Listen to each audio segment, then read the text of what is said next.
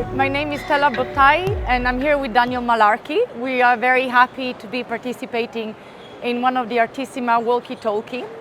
And well, I should introduce myself. I'm curator at large at the Aspen Art Museum and I'm one of the curators of Pompeii Commitment, which is a program of research and commissions at the Archaeological Park of Pompeii. Daniel is a collector. He also has founded an advisory agency and he's also a curator of exhibitions. And so we've been talking a lot prior to today about what it would mean to go around the fairs and speak to an audience that is not here with us in person. And so we've been thinking about what we wanted to share with the public that would be watching the film remotely. And given also our backgrounds and our jobs in the art world, we thought that we wanted to approach this in an informal and very genuine way and kind of share and show how we do go around the fair in our jobs. So looking at things, pointing things out that we know, learning about artworks that we are not familiar with, and kind of thinking about this as our reality TV behind the scene at the art fair. Yes. I don't know if you agree. So what we're going to do today is to share and talk about some of the works that we've seen around Artissima this year, and it will be informal and casual, and we hope you will enjoy it. Thank you. That's fantastic. Okay. So we are at the booth of Radishevsky and Madragoa galleries. It's a joint booth. Madragoa is a gallery from Lisbon and Radishevsky are from Warsaw in Poland. Yes. And this is the first booth we're visiting today. And actually is a booth that Daniel pointed out to me. I'm not familiar with the works of these artists. I'm going to hand over to Daniel. And something also we wanted to discuss was how some of the research sometimes really happens through JPEGs, especially through the pandemic. I think that's become a much more sort of established practice of sharing. But we're both really great advocates of seeing things in person. Yeah. So I'm handing over to you now. We were speaking about that because during the pandemic, when I was helping collectors purchase works, when I knew the artists well, I could read the image and know what to expect to an extent with the work. Yeah. But when I don't know an artist's work, I like to see it first Yeah. and understand their process more. Yeah. So David's gallery is really great, and we just purchased a work from Luisa Gagliardi with him, and I've been following his program. He's a great eye. And this artist, we're going to go around here. His name is Krzysztof, and he's Polish. So this piece here is by Krzysztof, and I think it's a beautiful painting. The artist, we're talking about the process as well. The artist actually paints with oil, but he only paints one layer, so he can only paint it as long as it, before it dries. So we were talking about Leonardo da Vinci has that line about an artwork is never finished, it's just abandoned. So after 2-3 days, he has to stop painting. And it doesn't mean he's prolific, because when the work isn't completed fully in how he wants it, or the image isn't right, he abandons the painting, doesn't keep it. And yeah, this piece just really spoke to me. I think it's what do you think about it? I love it because of how it feels very geometrical, even though the subject is, the human body and figuration, but the way it's constructed, the symmetries are almost, almost going in the direction of abstraction, just in the way that volumes really stand for form as opposed to parts of the body. I loved the layering. I think something that we discussed earlier was, this idea of like stacking bodies over bodies and repeating certain patterns, but actually there's this sense of individuality through the shoe size, which I loved. So the fact that that it's not the same person, it must be someone different because the feet are of a different size. And also there was something about the kind of mannerist behavior that I read in the image, in the way that some of the limbs are really oblongated, bizarre. So in a way there is this sense of capturing an idea as much as you're capturing a shape, and the impossibility of the body really behaving in that way. I agree, it's beautiful. Too bad it sold. Yeah, too bad it sold. I was trying to buy it, but it was too late. But I hadn't seen his work in person until the fair. Also, I was saying about the soles of the feet, which isn't related, but it made me think of Guston's paintings from the 70s, where you see the bottoms of the feet with the nails in them. So there's also connectivity of different things, which I really like about the painting. Let's see the other artists from the booth Yes. that you were telling me about. Okay, so let's go over here. So this is Yu Nishimura, who's a Japanese artist who has this technique of painting where there's kind of a blurring of line, and it's a mix of anime and street photography in terms of imagery. Although I called it the Richter smudge. The Richter smudge, the Richter smudge. And he works, one of his studios is near the seaside, so this kind of environment is something that he's passing by a lot when he's on the train. But they're very meditative paintings, and I first saw the work in frieze with a different gallery a few years ago, and I keep going back to it. There's another one over here called Sleepless Nights, which is how I feel today, because I didn't sleep enough. So that's me here. Another one of his. It really feels like me. And he's also doing Movember, because he's got the mustache. So, what can I say? It's true. Well, I was also saying that, no, I wasn't saying this, but earlier you were telling me about the misalignment as a technique. Yes. And kind of a slight misalignment. Yeah. So that's how you have, like, the eyes have gone lower and then they're there. So you have almost like two images crossing over. Yeah. Which for me is interesting because capturing the portraits is not an exercise about stillness ever for me, actually. No. People are not still. So I like how that adds speed and a sense of time to it. I think you're right. And I was just thinking, I mean, maybe it's not so related to it, but I was thinking about Warhol portraits and the fact that the screen printing is based on not aligning plates quite correctly. And I think this might lead us to then some of the booth we will visit later, which is this embracement of, let's call it a mistake or the improper use of the medium, and what that can bring to the creative process. I think is super interesting. Yeah, I think that's absolutely true. Next, that was great. But they have these very sweet faces. But I also just love the color, because this creates kind of architecture in the scene. What is the point of view? I don't understand it. Is it like the sofa? No. It's hard to see if he's looking down, or I would think looking down. But then those are like stands. I mean, I'm always intrigued about how we portray animals, because in a way how you look at animals says a lot about how you place yourself as a human being within nature and the environment. And the most human, or maybe like a human-centered idea of looking at the world is where you're looking down onto things. So I don't know exactly what that says about the relationship to the animals, but there's a sense of innocence and submissiveness, but they're actually quite cheeky. And they become one volume. That's true. In a sense, so you feel like they're all together. I can't imagine taking one out of the equation. They've broken pieces. Yeah. There's something that didn't go right. One thing you may not be able to see on the camera, though, is there's a real chalkiness to the paint, where there's not really a gloss to it at all. And that's really incredible, I think, that part of it, too. Well, let's move to the next booth. We're now standing in the booth of Franco Noero Gallery, which is a gallery here in Turin. And I think maybe, Daniel, will hand over to you to explain also the sort of jump from emerging practices to... I have a three-pronged way of talking about artists, which is emerging. Emerging can also be an artist who's 80 years old, but an artist who maybe isn't recognized as widely. And then there's established artists who are in museum collections, who are constantly shown in group shows, who are in the conversation in a lot of different countries.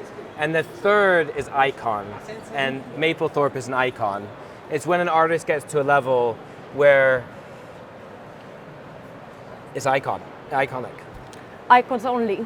That's what Sagnapoli will say. There's an artist that we're going to see later. Yeah. But the work that we wanted to highlight actually is not here. But I do want to look at the flowers. Oh, yes. Image. We talked about this earlier. The Georgia O'Keeffe line I was saying. We were chatting earlier and I was saying, Georgia O'Keeffe said, I hate flowers, but they're cheaper than models and they don't move. So I'm going to paint them, basically. Which I thought was a great line. Totally agree. Well, let's then move on actually to a very different approach to image making, which is the practice of Pablo Bronstein.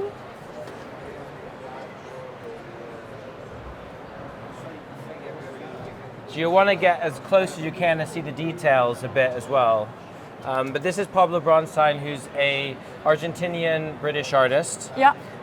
Based in London, and this piece was in a museum exhibition at the Sir John Soane's Museum called Hell in its Heyday, where he was looking at, from opulence to decay, what does progress mean in the last 100 years?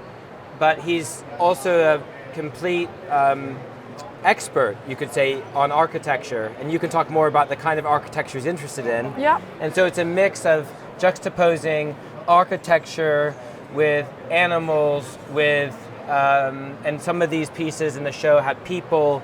I should jump in actually, for those that don't know what the Soane Museum is. So it's a really fantastic museum in London. I urge everyone to visit. It's also kind of testament to its own time. It was a museum of Sir John Soane, who was an architect, traveler, and he collected a lot of craft and artist work, but also archaeological heritage. So in a way, his museum is very much a Wunderkammer. They actually do some guided tours where you go around with candle. They do candlelit tours at night. Yeah. But they've also initiated a program commissioning contemporary artists to engage with the space and the collection. I think it's interesting to know that, Sir John Soane was an architect, and somehow the collection is eclectic in that way, where many different languages mix and are presented all together. And I think that really speaks to Pablo, who has a sort of seemingly historic-sized way of creating figuration, but that actually is something that then he deploys very much in creative imaginary landscape, where this great amount of detail is combined to mix, different historical periods. And I think also, as Daniel was saying, Pablo is extremely knowledgeable about architecture, which is something that is disclosed in the knowledge of the details that should be present to signify certain styles or epochs. And something that he said that I love is that he's not so interested in great buildings, he's much more interested in buildings that are trying to be better than they are. And I think that connects to this idea of opulence and decay, because I think there is a sense of decay, or at least I read it that way, in things that are trying to be something they're not, and a sort of sense of failure attached to that, a failed idea. And sometimes Pablo makes that beautiful, though. The failed idea becomes beautiful in his work. Yeah. And he's also very witty, and I say there's an Oscar Wilde side to his practice. So in the piece, at the bottom here in pencil, what has he written there? The bounty of empire produces monsters, which to me sounds like homage to Goya, the sleep of the mind produces monster, which actually is interesting, because for Goya that was also a body of work that commented critically on its own time. Yes. Yeah. And he's crossed out under bounty, he put something else underneath, the fruits. So he put the fruits and then changed to bounty. But all of his work, there's little details that you'd only know if you know. So I think in time, as we look at Pablo's work as years go by, there'll be discoveries that he added something in a piece no one noticed before, and that signifies something else. So it's a maze you go down in his mind, and he's linguistically very strong. So he creates that. Look slower, look more. So yeah, I have this phrase linked to something else, but relates to Pablo, which is, it was actually an American Beauty, the movie from '99. On the tagline on the poster said, "Look closer, ... So with Pablo's work now, I say, look closer, look longer. And I think also with the Soane Museum, I wanted to bring up one point. They have Canalettos in the collection, Turners. So in the Soane show, Pablo did a scene of Venice, which moves into the Colosseum. So it's kind of connecting the two places in Italy, and we're here in Italy today. Yeah. So he, and that also, in Soane's collection, you have Canalettos. Yeah. So I think when we were talking about the work, and museums too, it's like visit the museum. Yeah. Go to the Sir John Soane's museum. But this is a great piece. Here we are. This is Import Export, which is a gallery from Warsaw, and they're showing a solo booth by Sagnapoli. So this is the section of the fair that I also really enjoy, in how they allow galleries to focus on a practice, which I think it's important when it comes to the fair also acting as a platform for research. I'm gonna find it really hard to talk only 5 minutes about Sagnapoli. She's an artist I completely adore and I've known for a long time, and I think the practice is rich and layered and very hard to summarize, but I'm gonna try and do my best. So right here you have a film which I think is important to capture before we then go on to the rest of the booth. Sagnapoli is, in a nutshell, has been thinking a lot about, has a very strong performative aspect to her work, but she's been thinking also a lot about the idea of exercising and improving and sort of physical exercise being part of that since already after graduation. She's been working with moving image for a long time. I also argue that her social media, she has a very popular profile and a great following, but for me that's a very strong part of her practice, and I often feel that museums are not quite ready yet to really disclose art that is made on Instagram. But so she sort of occupies all these different platforms also through another strand of reflection, which is the one on the South aesthetics and the aesthetics of Mediterranean history and Mediterranean culture. So thinking a little bit about industrialization, value, and the sort of politics of a certain aesthetic that even in a European North, in a kind of capitalist mindset, somehow are deemed, as less important. So even certain forms of craft and decoration that, don't get the same sort of elevation and pedestal. Arguably, I would say that she's really embodying a lot of this research and reflections in her own self, to the point that I would argue that style has become a site of site specificity, which is why I find her social media also so relevant to understanding the practice. A couple of years ago, Sofia, that's her name, Sagnapoli, started to train as an archer. Initially it was through a conversation with Milovan Faronato for an artistic project, but then she's become really good at it and she's competing at national level. And she started to bridge this sort of two dimensions of an artistic practice and the athletic training into one.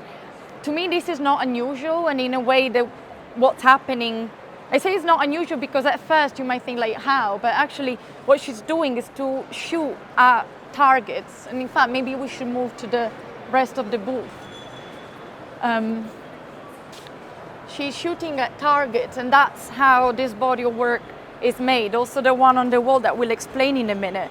But I think there's very strong historical references to this gesture. If you think about Niki de Sanfal shooting paintings, for example, but also we were commenting how someone like Lucia Fontana has been working on the idea of piercing the surface, but I do not see so much of a kind of masculine gesture in Sagnapoli's work. It's not about this sort of penetration or even like empowerment through a weapon. The idea of embracing archery is much more meditative and is very strongly linked to also an examination of the self. And so progress isn't a straight line, which is the line you see written up here. Is really also thinking about this idea of development and improvement, which is not a straight trajectory, and is something that takes into account regressions, moments of up and down. And there's one specific work. Oh yeah, so these pieces were part of the practice process, right? Yeah, so she's been making competition, preparing for over to shoot these, right? Yeah. But then so she kept the targets from every competition. But the writing wasn't done at the time of the shooting. No. It was done later. Yeah. Right? So tell us about that. Well, it's interesting because she's been going through the archive of exchanges with her peers, so kind of trying to also remember in what mindset she was at the time of certain competition.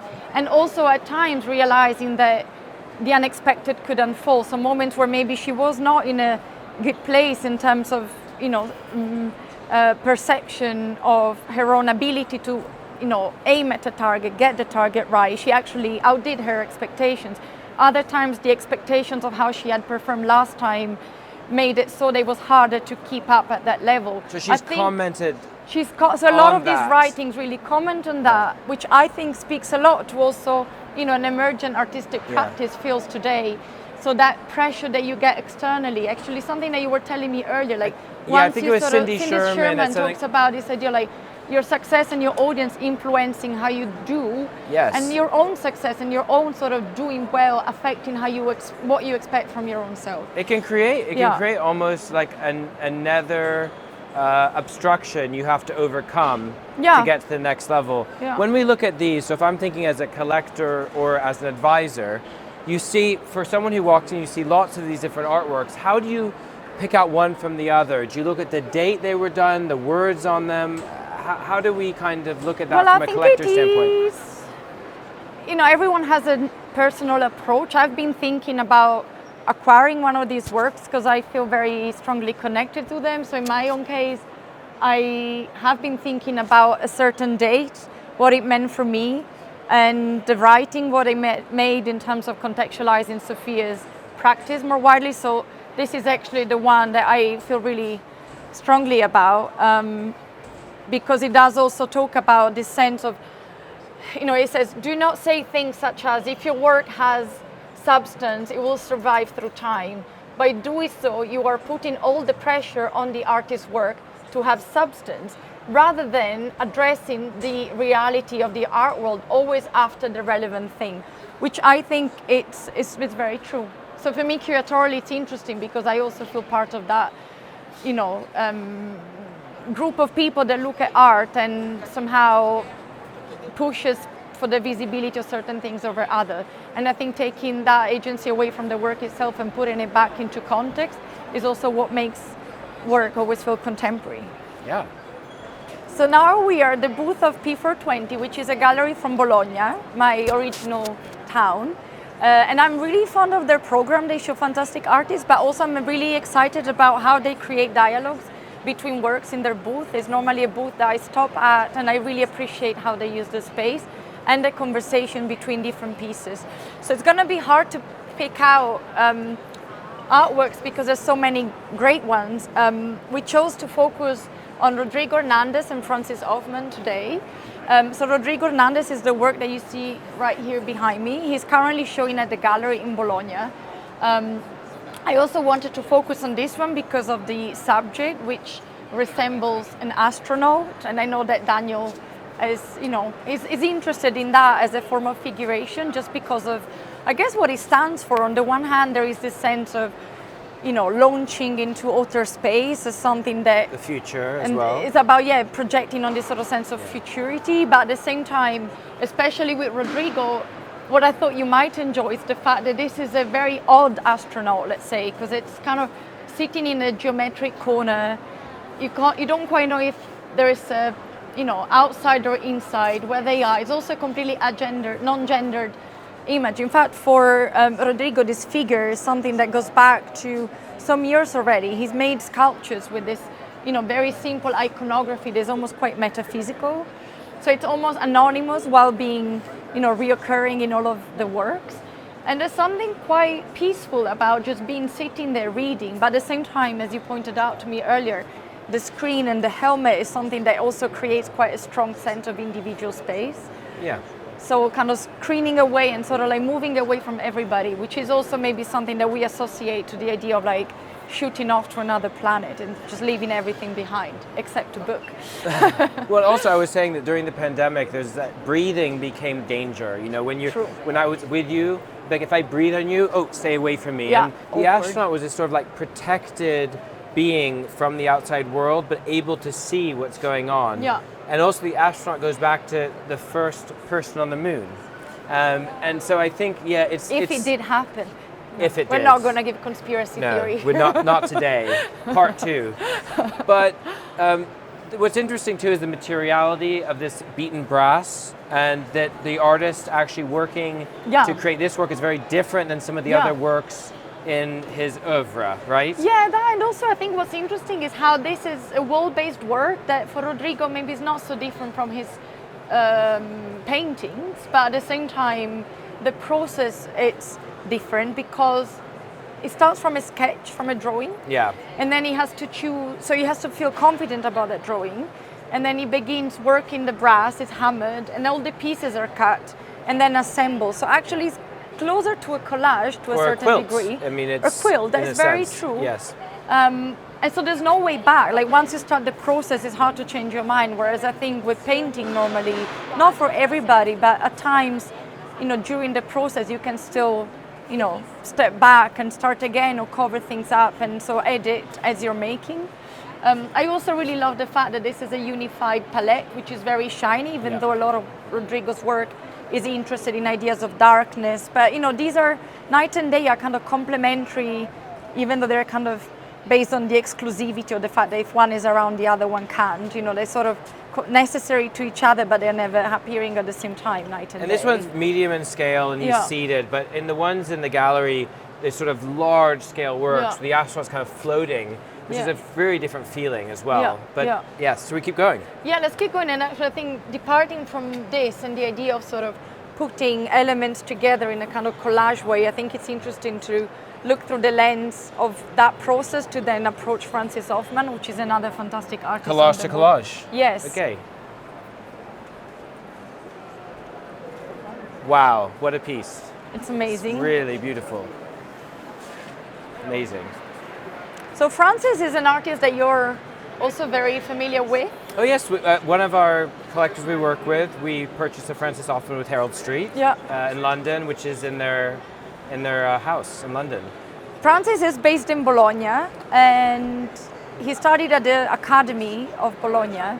I first met him, I think, when he was in residency at Mambo. So during the pandemic, Mambo, the Museum of Contemporary Art in Bologna, opened, they were closed to the public. So I thought they had a really interesting idea of repurposing the space to make it into artist studios.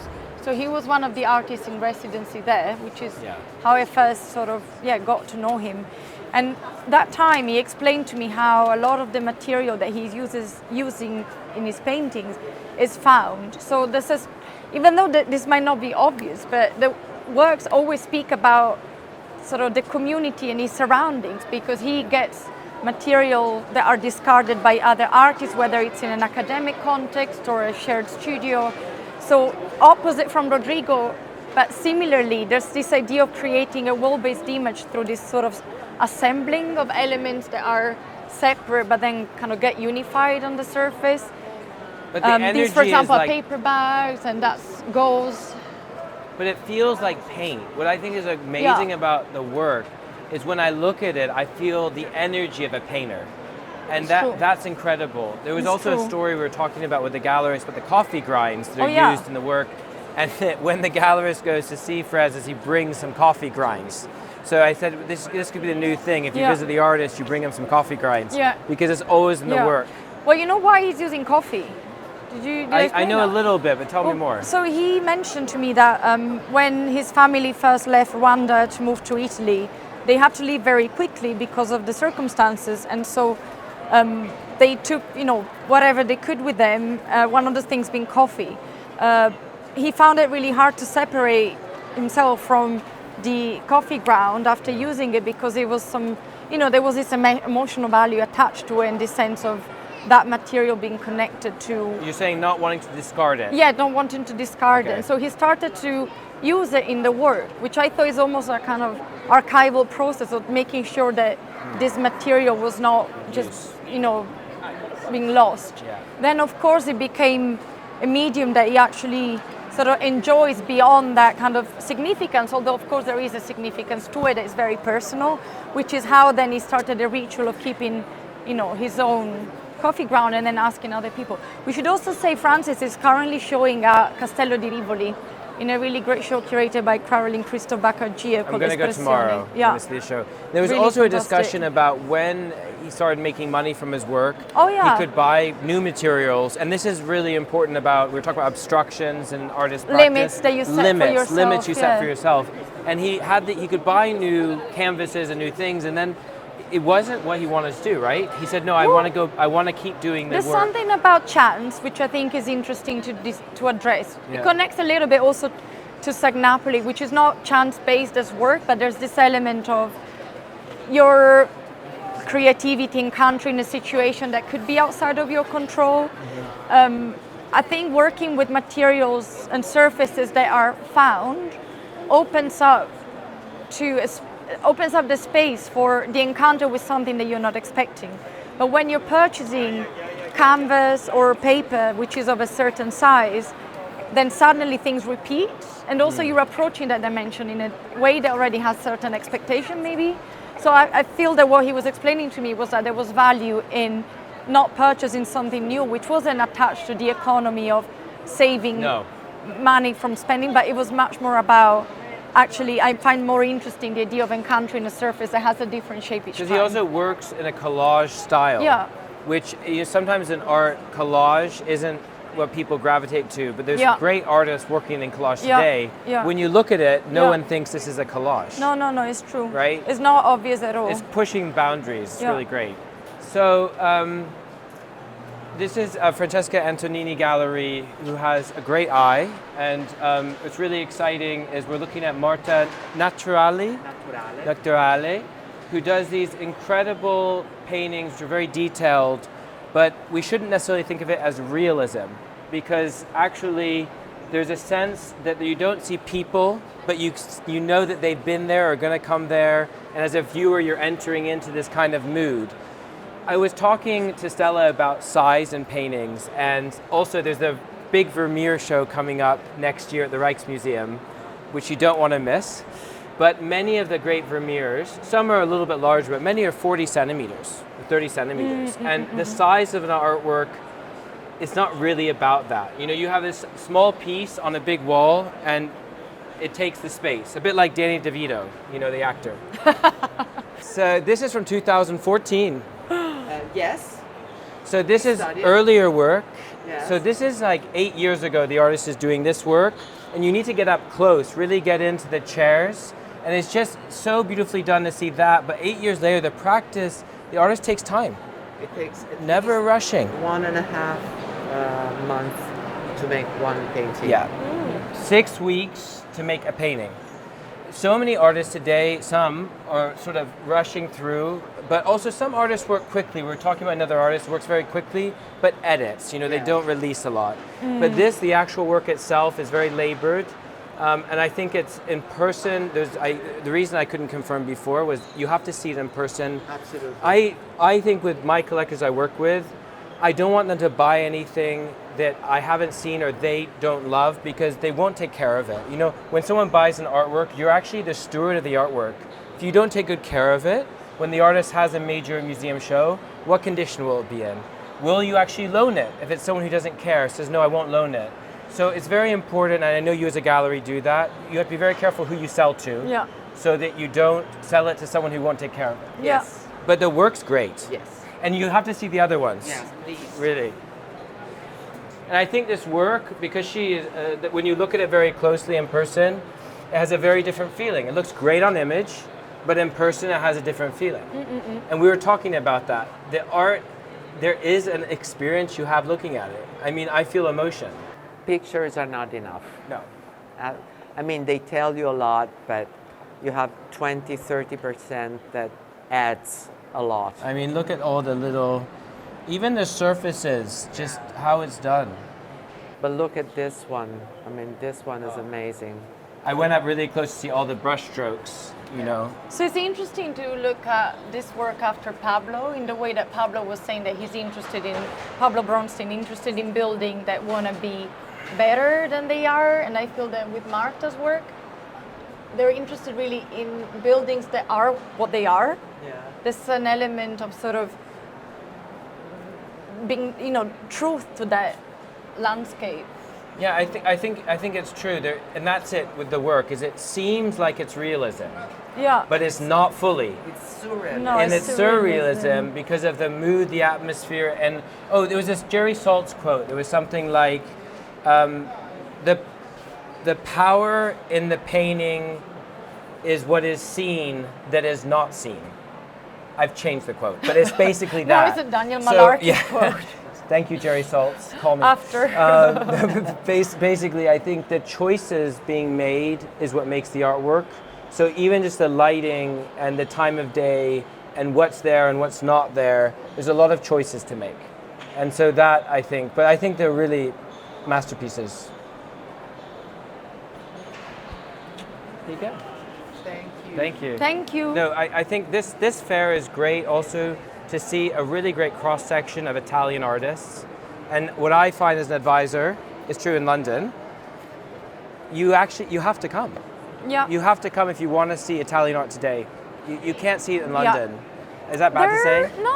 I We can think cut it's that fair part if enough. you need I to. think no. I mean, we need another hours or several hours Yeah. to discuss the sort of dynamics, and I would call almost ecology of the art world in Italy in terms of connecting with an international, networks. But I think being outside of Italy seems to be a very important factor in how artists get known. And I think you're right, that actually coming to fairs that are, in the region, let's say, helps understanding the context and the conversation that shape it.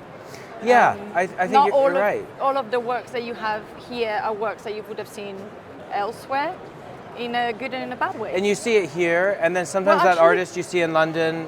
I was going to say, like Liliana Moro, for example, might be an example of that, which is also why I wanted to spotlight these two works. So the pomegranate sculptures on the floor and the drawing on the wall. So Liliana is an incredible Italian artist born in the 60s, much better known in Italy than outside of here. Or maybe also, I don't know, this is just complete speculation on camera, but there's something to say about artists that do not speak English fluently. And how the art world actually is so sort of centered on communication being in English that I think, not being able to engage with that language might have penalized certain artists over time, which, is something that also speaks about how Western-centric a lot of our industry has been for a long time. So Liliana is someone I worked with closely in 2019 on the Italian Pavilion. And these works are from different periods. So the drawing is actually part of the triptych. A lot of Liliana's work has a sense of time and movement within it, even if it's sculptural and may seem still. In this case, she was thinking about the development of a performance where she herself would be embodying a figure standing on one leg and dressing as a volcano. She said that she made a maquette with these giant sheets of paper to kind of build that image that then she drew. And, standing on one leg is just such a simple exercise, but what does it say? It says that you could stand on one leg, but it's also extremely unbalanced and difficult. But isn't that what life is? For Liliana, this idea of like standing on one leg is kind of a very, almost like a haiku, very succinct comment on, how we live. Has she ever done sculptures of a standing one leg, or it's No, only in the no. drawings? I can't think of a sculpture of someone standing on one leg, but this idea of balance and things shifting just with one movement. For example, there was a work in the pavilion called Ancora Ancora. So that's a sculpture with these two neons. Ancora in Italian means anchor, so that chains the boat to the sea. So it's the idea of being in one place and wanting to safely attach to it. If you change the accent, so let's say that you move leg, it's ancora, which means again. So that's a simple word that already implies movement and something repeating and changing. So even though she hasn't made, as far as I know, a sculpture of someone standing on one leg, I think this idea of a duality or like a kind of, movement is always very I present. wonder if she's a Gemini. I'm going to check afterwards. Not to put you when on the is spot. Liliana's I'm a birthday? Gemini, so because this duality, the is duality very would important. make a lot of sense. But it may not be. If she is, We'll find out that's after. an exciting We'll way subtitle that. to dive into the practice. But actually. these are incredibly sculptures. Tell us about the pomegranates. So they are pomegranates, and they're part of a period that she defined as the still life period. And Italian still life translates to natura morta, which is actually dead nature. So there was also an interest in capturing the possibility of nature being something that we are sort of bringing to die out, sadly. So that's why the scale is important here, because the fruits are enlarged. So they're clearly artificial. It might also be a genetically modified pomegranate. So that's why fertility then is no longer attached to this symbol. That's what pomegranate has sort of historically been associated with. These are hollow.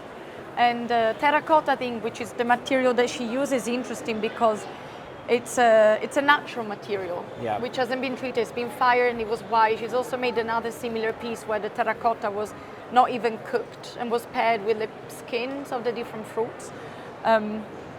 So again, I think this idea of like the flow of time and the kind of performativity of the object are very much present, even though the work is And has she done, still. so these are new works? 2020. 2020. Yeah. And has she done a series of them or just these two? I think she's done a series. I'm not too sure actually. Okay. Not too sure. No, I love this too, actually, that painting. I do. I sent it to two clients. It's an amazing just work. Now. We'll get closer so that we can talk about it in greater detail. Look closer, look longer. Yes, look closer, look longer. This is a very good mantra and spirit to approach Josephine Reich painting.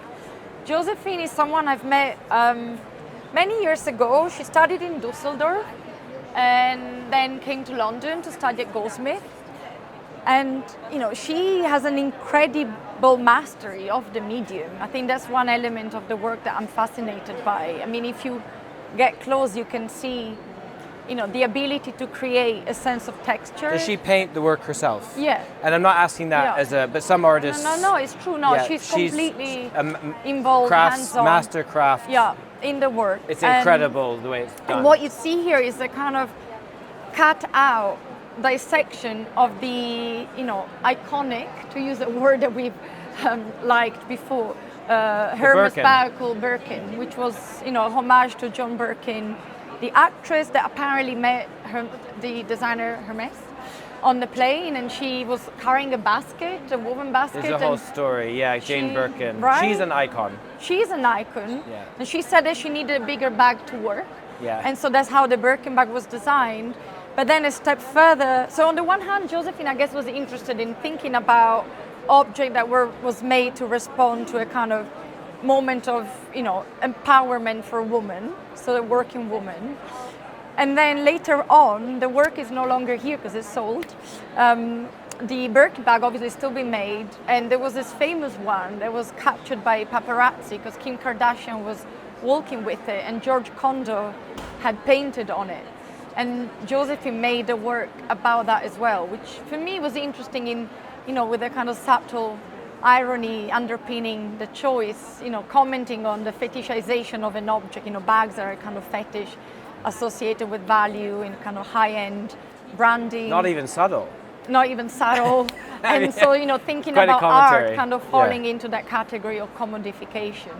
And I think it's interesting how she jumps from, that to the work that you see right here, which is a display system with handkerchiefs. And I think historicization, it's an important word for Josephine's work. It's almost as if she wants to make work standing in a different time so that you have a viewpoint on the present. So this idea of kind of being in another historical moment so that you can comment on the current set of ideas and values through that lens. I'm also someone that has a thing for mobile displays from Elisitsky onward. Just give me any Schaulager, I'm going to love it. And we should actually show, sorry if I jump in, could we show how the display works? I'll show you. Thank you. I can be like, Wheel of Fortune or whatever. Yes, exactly. Vanna White. I would like to see that one.